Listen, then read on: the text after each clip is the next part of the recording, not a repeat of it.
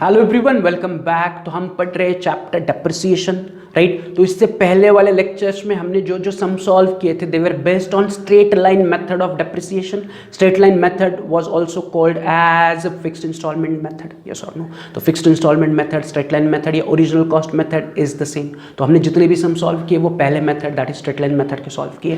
From today we are going to start with the second method of depreciation, that is WDV और simple written down value method और reducing balance method। WDV written down value method और reducing balance method of depreciation। तो already straight line method and WDV method का जो basic difference है वो हमने समझा था इन द शुरुआती वाला लेक्चर। तो अभी क्या करो, मैं आपको टाइम दे रहा हूं, अभी ये वाला वीडियो इमीडिएटली पॉज करो, go through the first 2 lectures कि जहां पर हमने डेप्रिसिएशन कैलकुलेशन के बारे में पढ़ा था। बेसिक डिफरेंस हमने पढ़ा था कि what is the difference between the straight line method and WDV method. तो आपके इमीडिएटली दिमाग में आ जाएगा कि what is the basic difference, right. तो वो वीडियो देखो, वो पार्ट कंप्लीट करो, फिर ये वाला वीडियो आगे प्ले करो, तो you will understand more what I am going to tell you, right. तो अभी इमीडिएटली ये वाला वीडियो पॉज करो, go through the first basic lectures of depreciation, lecture 1 and lecture 2, right. ये तो सिर्फ लेक्चर 1 देखो, जहां पर मैंने आपको WDV एंड SLM का डिफरेंस बताया था कि what is the difference between SLM and WDV। मैंने एक एग्जांपल सॉल्व करके आपको बताया था कि 2 साइड बाय साइड कंपैरिजन किए थे हमने कि अगर WDV से डेप्रिसिएशन होगा तो कैसे होगा एंड SLM से डेप्रिसिएशन होगा तो कैसे होगा। तो इमीडिएटली ये वाला वीडियो पॉज करो, go through the first lecture, वो पूरा कंप्लीट करो एंड फिर इस लेक्चर को आगे बढ़ाओ, राइट। चलो तो फटाफट पॉज द वीडियो।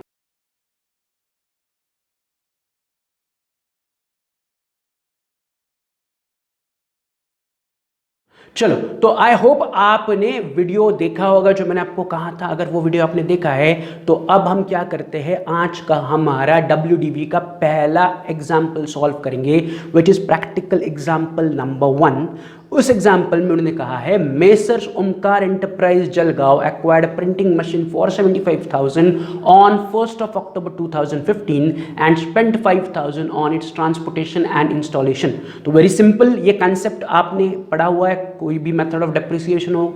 मशीन खरीदी, कितने की मशीन खरीदी? 75,000 की मशीन खरीदी एंड 5,000 रुपये हमने खर्च किए उस मशीन को इंस्टॉल करने के लिए। सो माय मशीनरी की टोटल कॉस्ट बन गई 80,000 कि 75,000 में मशीन खरीदा एंड 5,000 रुपये मैंने खर्च किए फॉर इट्स इंस्टॉलेशन। तो टोटल मशीनरी की कॉस्ट मेरे लिए बन गई 80,000 रुपीज़। तो cost of machine for me is 80,000 rupees, right. कौन सी मशीन है? प्रिंटिंग मशीन है। मशीन का नाम उन्होंने दिया कि प्रिंटिंग मशीन मैंने खरीदी।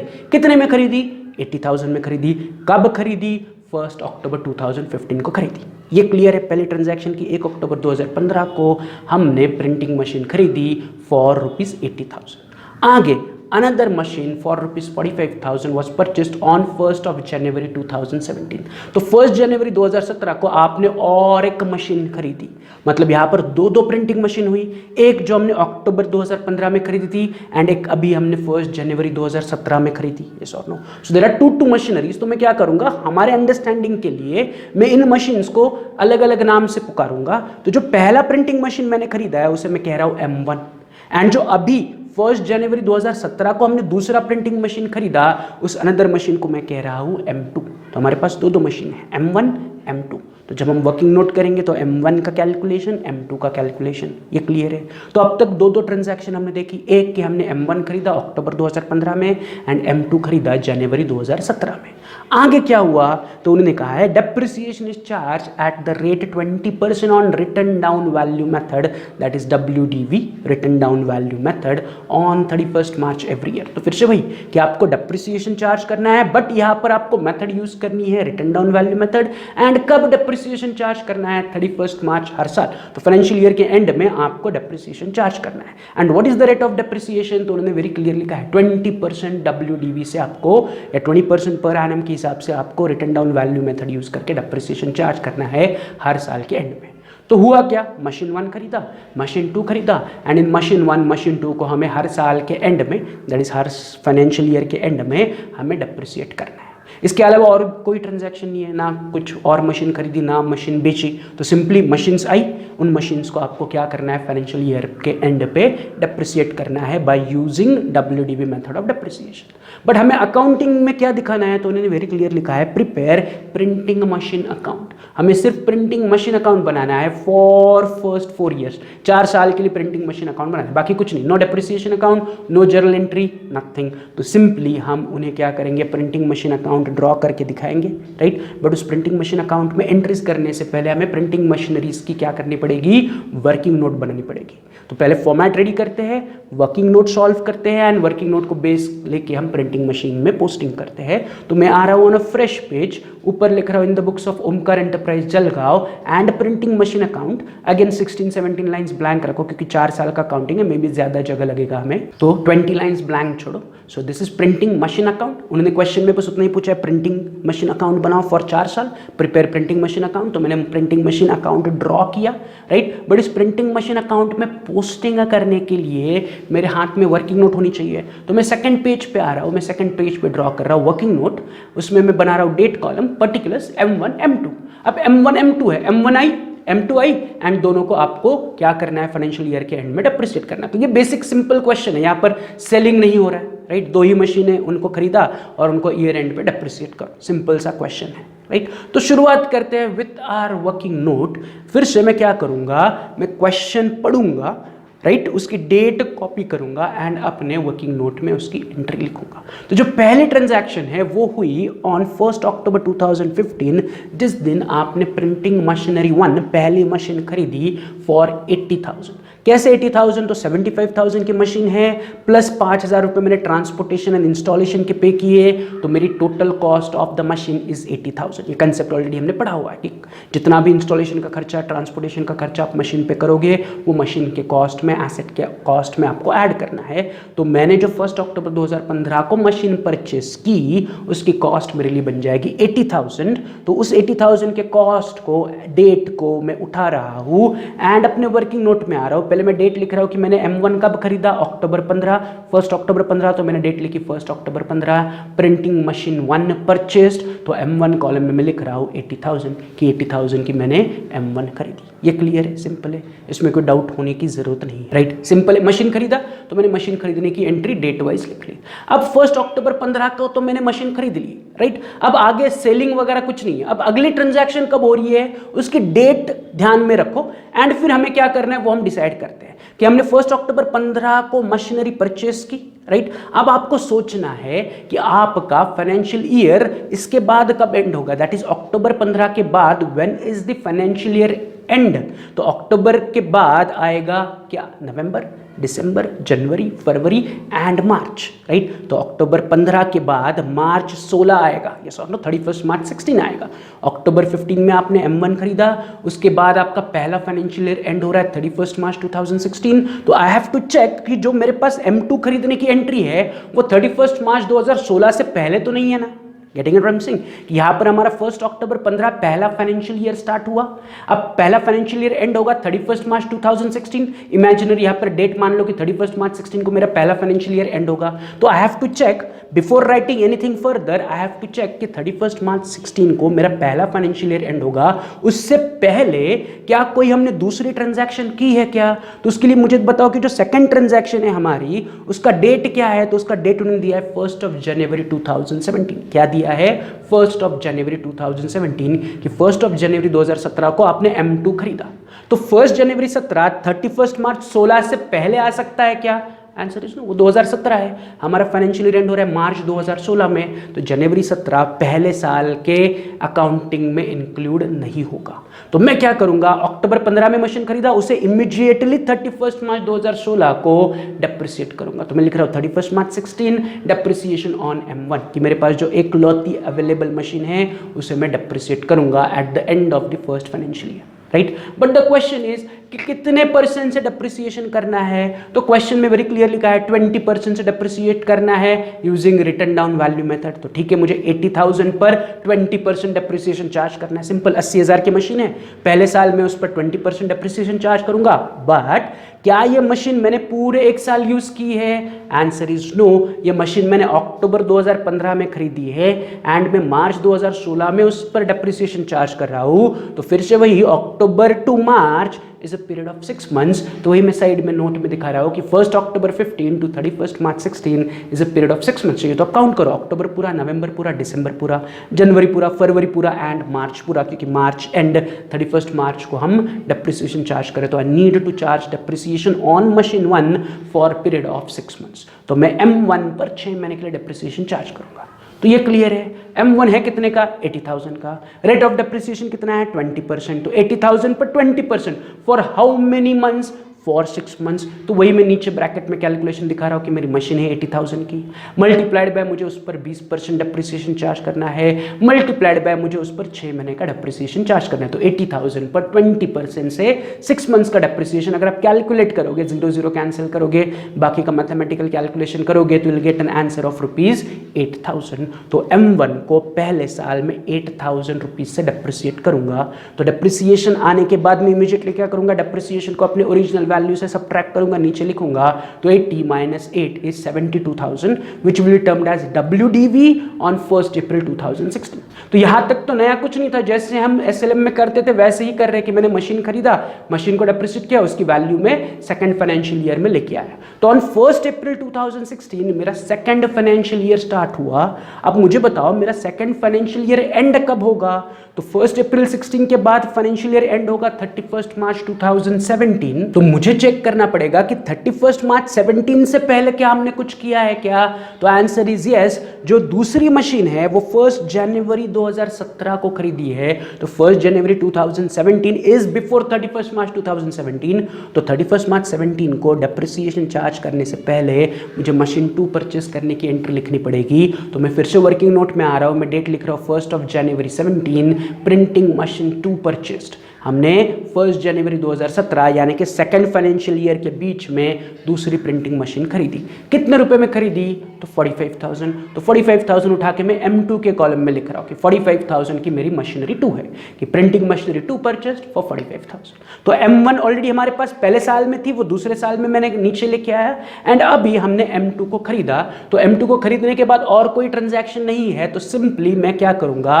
सेकंड फाइनेंशियल ईयर को एंड करूंगा बाय चार्जिंग द डेप्रिसिएशन। तो अब सेकंड फाइनेंशियल ईयर एंड कब हो रहा है? 31 मार्च 2017 को। तो मेरा सेकंड फाइनेंशियल ईयर एंड हो रहा है 31 मार्च 2017। उस दिन मैं क्या करूंगा? मेरे हाथ में अवेलेबल जो मशीन है उन पर डेप्रिसिएशन चार्ज करूंगा। तो हमारे पास M1 भी अवेलेबल है, M2 भी अवेलेबल है, तो दोनों को एक एक करके मैं डेप्रिसिएशन करूंगा या डेप्रिसिएट करूंगा। तो मैं लिख रहा हूं 31 मार्च 17 मेरा फाइनेंशियल ईयर का एंड, जिस दिन मैं क्या कर रहा हूँ? डेप्रिसिएशन चार्ज कर रहा हूँ ऑन M1। तो मैंने लिखा डेप्रिसिएशन ऑन M1 कि M1 को मुझे डेप्रिसिएट करना है। अब द क्वेश्चन इज कितने परसेंट से? 20%। वो तो हमें पता है कि डेप्रिसिएशन ने क्वेश्चन में कहा है कि 20% से चार्ज करना है, बट कौन से मेथड से? तो WDV मेथड से। अब सेकेंड ईयर ऑनवर्ड्स आपको डिफरेंस का पता चलेगा कि last example that is SLM में एंड WDV में क्या एग्जाम्पल है। तो इन स्ट्रेट लाइन मेथड हम क्या करते थे? ओरिजिनल कॉस्ट पर 20% कैलकुलेट करते कि 80,000 पे 20% कैलकुलेट करते, बट यहाँ पर ऐसा नहीं करना है। यहाँ पर जो M1 की WDV बची है 72,000, उस 72,000 पर आपको 20% डेप्रिसिएशन कैलकुलेट करना है। तो मैंने यहां पर आपको ब्रैकेट में दिखाया, देखो कि जो 72,000 WDV थी उस WDV पे 20% में डेप्रिसिएशन कैलकुलेट कर रहा हूं। दैट्स व्हाई इस मेथड का नाम है WDV मेथड, कि जो रिटन डाउन वैल्यू है, जो डेप्रिसिएशन माइनस करने के बाद आपकी वैल्यू थी at the beginning of second year, तो सेकंड ईयर के WDV पर आप सेकंड ईयर डेप्रिसिएशन चार्ज करोगे, जो रिड्यूस्ड वैल्यू है। पहले साल क्या था? पहले साल मशीन हमने पहली बार खरीदा था तो 80,000 पर मैंने 20% चार्ज किया, बट इन सेकंड ईयर उसके डेप्रिसिएशन काटने के बाद 72,000 वैल्यू थी, तो 72,000 पर मैं 20% डेप्रिसिएशन चार्ज कर रहा हूं। तो अगर आप कैलकुलेट करोगे तो 72,000 इंटू 20% इज 14,400। तो फॉर द सेकंड ईयर और eight the end of second financial year M1 पर मैं 14,400 का डेप्रिसिएशन चार्ज कर रहा हूं। सिंपल है, क्लियर है, राइट? तो इसलिए मैंने कहा था कि जो वीडियो है डिफरेंस का SLM एंड WDV में बेसिक क्या डिफरेंस है वो वीडियो देखो, ताकि आपके समझ में आए कि मैं क्या कह रहा हूँ, राइट? तो मैंने क्या किया? WDV मेथड से M1 को डेप्रिसिएट किया। अब मेरे पास M2 भी है, तो मुझे M2 पर भी डेप्रिसिएशन चार्ज करना पड़ेगा, तो मैं लिख रहा हूं डेप्रिसिएशन ऑन M2। क्या लिख रहा हूं मैं? Depreciation on M2। बट मुझे ये पता है कि जो M2 है वो अभी अभी इसी साल हमने खरीदी है, तो आई नीड टू चेक कि कितने महीने हो गए M2 खरीद के, एंड उतने महीने का ही डेप्रिसिएशन चार्ज करना है, राइट। M2 अभी खरीदी ना सेकंड फाइनेंशियल ईयर में, तो जब भी फाइनेंशियल ईयर में कोई नई मशीन आपने खरीदी है तो उसके लिए हमेशा मंथ्स कैलकुलेशन की प्रैक्टिस रखो, राइट। कि मैंने M2 खरीदी अभी 1 जनवरी 2017 एंड 31 मार्च 2017 को मैं उस पर डेप्रिसिएशन चार्ज कर रहा हूं, तो January 17 to March 17 is a period of 3 months only, right. कि जनवरी 17 में मैंने M2 खरीदी एंड 31 मार्च 2017 में मैं उस पर डेप्रिसिएशन चार्ज कर रहा हूं, मतलब मुझे M2 पर 3 महीने का डेप्रिसिएशन चार्ज करना है। So I should depreciate M2 for 3 months only. Is this clear? तो 3 महीने के लिए मुझे M2 पर डेप्रिसिएशन चार्ज करना है। तो question is on what value? तो ऑन 45,000, क्योंकि M2 अभी अभी खरीदी है 45,000 में, तो मैं 45,000 पर डेप्रिसिएशन चार्ज करूंगा। कितने परसेंट से? 20% से। कितने महीने के लिए? 3 महीने के लिए। तो 45,000 पर 20% से 3 महीने का डेप्रिसिएशन मुझे चार्ज करना पड़ेगा। तो ब्रैकेट में मैं कैलकुलेशन दिखा रहा हूं, मेरी M2 इज 45,000 जो ओरिजिनल कॉस्ट है, जितने में मैंने अभी खरीदा था, multiplied by 20% multiplied by 3 months. So 45,000 into 20/100 into 3/12। अगर आप कैलकुलेट करोगे तो आपको आंसर मिल रहा है 2250। So at the end of second financial year M2 पर मैंने 2250 का डेप्रिसिएशन चार्ज किया। तो M2 का भी डेप्रिसिएशन आ गया, M1 का भी डेप्रिसिएशन आ गया। अब इन दोनों डेप्रिसिएशंस को उनके WDV से या ऊपर के वैल्यू से सब्ट्रैक्ट करके नीचे आंसर ले लो, तो M1 का आंसर बच रहा है 57,600, M1 का 72,000 माइनस 14,400 57,600 बचा, M2 का 45,000 माइनस 2,250 42,750 बचा, जिसे मैं लिख रहा हूं WDV at the beginning of third year, that is 1 अप्रैल 2017। तो 1 अप्रैल 2017 को मेरा थर्ड फाइनेंशियल ईयर स्टार्ट हुआ, जिस दिन मेरे पास M1 की WDV थी 57,600, M2 की WDV दैट इज डेप्रिसिएशन काट के जो वैल्यू बची थी, WDV means return down value, depreciation काटने के बाद बची हुई वैल्यू इज 57,600 एंड 42,750। अब तीसरा फाइनेंशियल ईयर स्टार्ट हुआ, तो तीसरे फाइनेंशियल ईयर में हमारे पास कोई और ट्रांजैक्शन पेंडिंग है ही नहीं। M1 खरीदा, M2 खरीदा, M1 खरीदा, M2 खरीदा, वर्किंग नोट में आ गया। इसके अलावा ना और कोई एंट्री है, ना M3 खरीदा, ना M1 को बेचा, ना M2 को बेचा। तो फिर करोगे क्या? तो सिंपली तीसरे फाइनेंशियल ईयर के एंड में आप क्या करोगे? M1 एंड M2 दोनों पर डेप्रिसिएशन चार्ज करोगे। सिंपल, और कुछ है ही नहीं हमारे हाथ में। सिंपली अब क्या करना है? 31 मार्च 2018 that is eight the end of third financial year, M1 M2 दोनों को डेप्रिसिएट करो। तो मैं वर्किंग नोट में आ रहा हूँ, लिख रहा हूँ 31 मार्च 18, आगे लिख रहा हूँ depreciation on M1 and M2। तो मैं पहले M1 का ब्रैकेट में कैलकुलेशन दिखाऊंगा, उसका आंसर लिखूंगा, फिर M2 का कैलकुलेशन दिखाऊंगा, उसका आंसर लिखूंगा, राइट। अगेन कौन से मेथड से डेप्रिसिएशन चार्ज करना है? Return down value. तो M1 की रिटर्न डाउन वैल्यू इज 57,600, तो eight the end of third year में 57,600 पर 20% जो क्वेश्चन में दिया हुआ रेट ऑफ डेप्रिसिएशन है उतना डेप्रिसिएशन चार्ज करूंगा। तो मेरा calculation for M1 is 57,600 into 20%। Calculate करोगे तो आपको आंसर मिलेगा 11,520 कि 57,600 is the return down value of M1, right. उसका 20% इज 11,520। सेम वे M2 का रिटर्न डाउन वैल्यू इज 42,750, तो मैं 42,750 पे 20% कैलकुलेट करूंगा, तो मैं ब्रैकेट में दिखा रहा हूं 42,750 इंटू 20%, आपको आंसर मिलेगा 8,550। तो M1 का डेप्रिसिएशन अलग आया, M2 का डेप्रिसिएशन अलग आया। अब इन डेप्रिसिएशन को काट के फोर्थ ईयर की शुरुआत की WDV आपको मिल जाएगी। तो M1 is 46,080 and M2 is 34,200, जिसे मैं कहूंगा WDV at the beginning of fourth year, that is 1 अप्रैल 2018। तो 1 अप्रैल 2018 is the start of fourth year.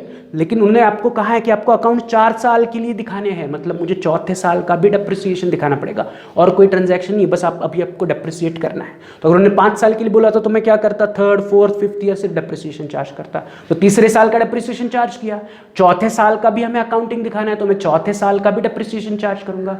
चौथे साल का डेप्रिसिएशन में कब चार्ज करूंगा? Eight the end of fourth financial year, which is 31 मार्च 2019। तो मैं डेट लिख रहा हूँ 31 मार्च 2019। फिर से मैं क्या करूंगा? डेप्रिसिएशन डेप्रिसिएशन चार्ज करूंगा M1 एंड M2 पर, but again M1 and M2 का डेप्रिसिएशन मैं कैलकुलेट करूंगा on their written down value. तो M1 का रिटन डाउन वैल्यू है 46,080, तो मैं उस पर 20% चार्ज करूंगा। M2 का रिटन डाउन वैल्यू है 34,200, तो मैं उस पर 20% चार्ज करूंगा। तो शुरुआत करते हैं विद M1, तो M1 की written down value 46,080 into 20%, M1 का फोर्थ ईयर का डेप्रिसिएशन बना 9,216। सेम वे M2 की रिटर्न डाउन वैल्यू है 34,200, उसका 20% बना 6,840 for the fourth financial year. तो चौथे फाइनेंशियल ईयर के एंड में M1 पर मैंने 9,216 डेप्रिसिएशन चार्ज किया एंड M2 पर 6,840 डेप्रिसिएशन चार्ज किया। इमीडिएटली डेप्रिसिएशन काट के WDV नीचे कितना बच रहा है, तो M1 बच 36,864 एंड 27,364 M2, दोनों को मैं कहूंगा WDV at the beginning of fifth year 1 अप्रैल 2019। तो अप्रैल 2019 को हमारा 5वां फाइनेंशियल ईयर स्टार्ट हुआ। अब उसका डेप्रिसिएशन दिखाने की जरूरत नहीं, क्योंकि हमें अकाउंटिंग 4 साल के लिए करना है। तो यहीं पर हमारा वर्किंग नोट कंप्लीट होता है and this is how your working note should appear, कि पहले M1 खरीदा, फिर पहले साल के एंड पर उस पर डेप्रिसिएशन चार्ज किया, फिर M2 खरीदा, फिर दूसरे साल के एंड पर हमने M1 M2 दोनों को डेप्रिसिएट किया, फिर तीसरे साल के एंड पर हमने M1 M2 दोनों को डेप्रिसिएट किया, फिर चौथे साल के एंड पर हमने M1 M2 दोनों को डेप्रिसिएट किया। तो this is how your working note should appear. अब इसी वर्किंग नोट को बेस लेकर हम क्या कर रहे हैं, प्रिंटिंग मशीन अकाउंट में पोस्टिंग करेंगे। तो अब वर्किंग नोट मेरा बन गया बेस एंड अब इस वर्किंग नोट से मुझे प्रिंटिंग मशीनरी अकाउंट दिखाना है फॉर फर्स्ट 4 ईयर्स। तो 4 साल का अकाउंटिंग में दिखाऊंगा। तो शुरुआत करते कि शुरुआत कहाँ से हुई, तो मैंने 1 अक्टूबर 2015 को मशीनरी 1 परचेस की, या पहले प्रिंटिंग मशीन खरीदी। तो मशीन खरीदने पर प्रिंटिंग मशीन अकाउंट के कौन से साइड पर एंट्री होगी, तो प्रिंटिंग मशीनरी अकाउंट के डेबिट में एंट्री होगी। तो मैं प्रिंटिंग मशीनरी अकाउंट के डेबिट में आ रहा हूँ, डेट लिख रहा हूँ 1 अक्टूबर 15 टू बैंक अकाउंट 80,000 कि प्रिंटिंग मशीनरी मैंने खरीदी, तो प्रिंटिंग मशीनरी अकाउंट के डेबिट में एंट्री होगी। ये सॉर्ट नो, हमने इससे पहले जितने भी सम सॉल्व किए, जब भी आप एसेट खरीदोगे तो एसेट अकाउंट को डेबिट करो, राइट। आप डेबिट करते वक्त ऑपोजिट अकाउंट कौन सा है, कि मशीन खरीदा उसके बदले में बैंक से पैसा गया, तो टू बैंक अकाउंट 80,000। सिंपल, कि मशीन आई, मशीन अकाउंट डेबिट, राइट। तो पहला ट्रांजैक्शन हो गया, अक्टूबर 15 को हमने प्रिंटिंग मशीन खरीद लिया। उसके बाद क्या हुआ, तो eight the end of first financial year 31 मार्च 2016 को हमने M1 को डेप्रिसिएट किया बाय 8,000। तो डेप्रिसिएशन कहाँ रिकॉर्ड करेंगे, मशीनरी अकाउंट के क्रेडिट में। तो मैं मशीनरी अकाउंट के क्रेडिट में आ रहा हूँ, डेट लिख रहा हूँ 31 मार्च 16 बाय डेप्रिसिएशन ₹8,000। तो मशीन आई एंड उस मशीन पर हमने फर्स्ट साल के एंड पे, that is first financial year के एंड पे डेप्रिसिएशन चार्ज किया। अब मैं इमीडिएटली क्या करूंगा, मशीनरी अकाउंट को बैलेंस करूंगा। डेबिट बड़ा है, क्रेडिट छोटा है, तो my balancing figure is 72,000। Debit is 80,000, 80 - 8 is 72,000। उस 72,000 को मैं कहूंगा by balance carried down and उठा के उसे नए साल में लेके आऊंगा टू बैलेंस ब्रॉट डाउन। अब नया साल कब शुरू हुआ, 1 अप्रैल 2016 को मेरा सेकंड फाइनेंशियल ईयर स्टार्ट हुआ। सेकंड फाइनेंशियल ईयर में क्या हुआ, तो सेकंड फाइनेंशियल ईयर में हमने 1 जनवरी 2017 को मशीनरी 2 परचेस की। तो मशीनरी 2 आई, तो मशीनरी 2 खरीदने पर मशीन आई, तो मशीन आने पर हम एंट्री कहाँ करेंगे, मशीनरी अकाउंट के डेबिट में। Debit what comes in, machinery खरीदी। तो मैं डेट लिख रहा हूँ 1 जनवरी 17 टू बैंक अकाउंट 45,000 की, मैंने 45,000 की मशीनरी 2 परचेस की। सिंपल, जनवरी 17 की एंट्री मैंने उठा के मशीनरी अकाउंट के डेबिट में लिखी। फिर क्या हुआ, फिर सेकेंड फाइनेंशियल ईयर के एंड पर हमने मशीन 1 एंड मशीन 2 दोनों को डेप्रिसिएट किया। मशीन 1 पर मैंने 14,400 डेप्रिसिएशन चार्ज किया एंड मशीन 2 पर मैंने 2,250 रुपीज डेप्रिसिएशन चार्ज किया। तो जब मैं डेप्रिसिएशन की एंट्री हमारे अकाउंट में लिखूंगा, तो मैं इन दोनों डेप्रिसिएशन को इकट्ठा करके अकाउंट में लिखूंगा।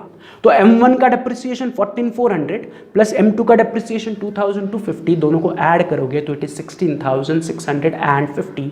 तो total depreciation eight the end of second financial year is 16,650। तो इन दोनों डेप्रिसिएशन जो हाईलाइटेड अमाउंट है 14,400 एंड 2,250 ऐड करोगे तो मिल रहा है 16,650। उसे उठा के मैं मशीनरी के क्रेडिट में लिख रहा हूँ 31 मार्च 17 बाय डेप्रिसिएशन अकाउंट 16,650।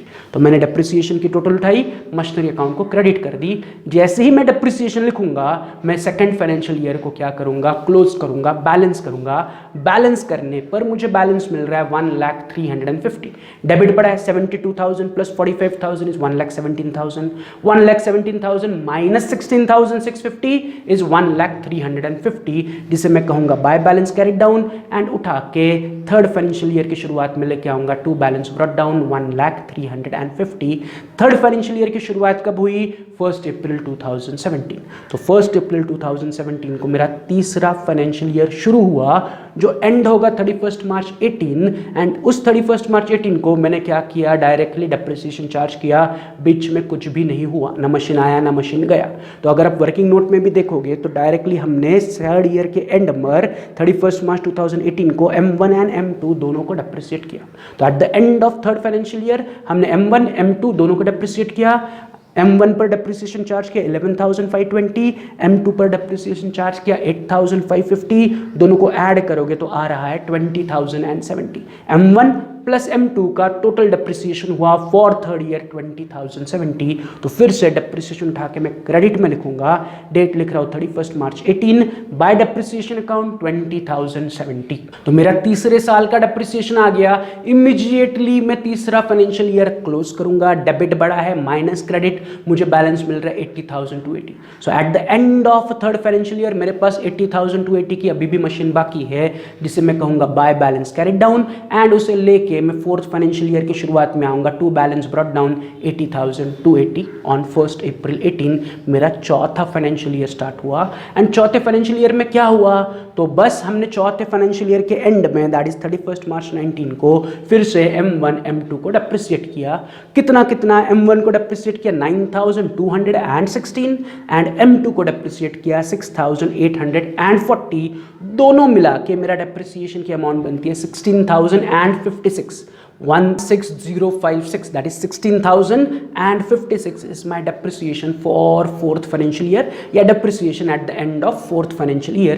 तो फिर से depreciation उठा के मैं आ रहा हूँ क्रेडिट में, मैं डेट लिख रहा हूँ 31 मार्च 19, बाय depreciation account 16,056। तो मैंने चौथे साल का depreciation रिकॉर्ड किया। अब इमीडिएटली चौथा साल बैलेंस करो, डेबिट बढ़ा है माइनस क्रेडिट, मुझे मिलेगा 64,224, राइट, कि balance eight the end of the fourth year 64,224, जिसे मैं फिर से कहूंगा by balance carried down 31 March 2019 and उसे उठा के मैं फिफ्थ ईयर के शुरुआत में लेके आऊंगा to balance brought down 64,224। Fifth year की शुरुआत हो रही है 1 अप्रैल 2019। इसके बाद आपको और कुछ करने की जरूरत नहीं। उन्होंने 4 साल का अकाउंटिंग पूछा तो हमने 4 साल के अकाउंटिंग दे दिया। 15-16 पहला साल, 16-17 दूसरा साल, 17-18 तीसरा साल and 18-19 as my fourth year, right. हुआ क्या, M1 खरीदा, उसे डेप्रिसिएट किया, फिर M2 खरीदा, फिर M1 M2 दोनों को डेप्रिसिएट किया, फिर third year then fourth year हमने क्या किया, सिर्फ दोनों मशीन्स को डेप्रिसिएट किया। तो एंट्री भी हमें उसी प्रकार दिख रही है। M1 आया, डेप्रिसिएट किया, फिर दूसरे साल M2 खरीदा, फिर डेप्रिसिएट किया, बैलेंस थर्ड ईयर में कैरी किया, थर्ड ईयर के एंड में डेप्रिसिएशन चार्ज किया, फिर बैलेंस फोर्थ ईयर में कैरी किया, फोर्थ ईयर के एंड में डेप्रिसिएशन चार्ज किया, बैलेंस फिफ्थ ईयर में कैरी किया। It was the basic simple question on WDV method. तो आज का आपका होमवर्क क्या है, ध्यान से सुनो, मैं होमवर्क क्या दे रहा हूँ। इसी सम को आपको स्ट्रेट लाइन मेथड से सॉल्व करना है इन योर नोटबुक। कि जो वर्किंग नोट है वो SLM से करनी है एंड अकाउंटिंग जो SLM का रिजल्ट होगा वर्किंग नोट का वो आपको अकाउंट में पोस्ट करना है फॉर 4 ईयर। तो this is your homework. Plus कल हम सॉल्व करने वाले प्रैक्टिकल एग्जाम्पल 3, राइट। तो उस प्रैक्टिकल एग्जाम्पल 3 का आपको क्या करना है, फॉर्मेट बना के रखना है, राइट। उसे पढ़ो, राइट, एंड उसका जो नेसेसरी फॉर्मेट है उतना ड्रॉ करो, राइट। अगर वर्किंग नोट में डाउट है कैसे बनाना है तो ठीक है, उसे छोड़ दो, वो हम साथ में करेंगे। बट आपको प्रैक्टिकल एग्जाम्पल 3 दैट इज, ये अभी हमने प्रैक्टिकल 1 सॉल्व किया था, उसी के बाद वाला प्रैक्टिकल एग्जाम्पल 3 हम सॉल्व करने वाले हैं। तो उसका फॉर्मेट, पहले क्वेश्चन पढ़ो फिर उसका फॉर्मेट रेडी करके रखना। तो दिस इज, ये आपके 2 होमवर्क। एक सेम सम जो अभी हमने सॉल्व किया था WDV में से आपको SLM से सॉल्व करना है जस्ट एज अ होमवर्क। दूसरा आपको प्रैक्टिकल एग्जाम्पल 3 पढ़ के उसका फॉर्मेट रेडी करके रखना है, राइट। चलो तो फिर आज का लेक्चर हम यही कंक्लूड करते हैं, मिलते हैं कल, तब तक have a good day, see you, bye.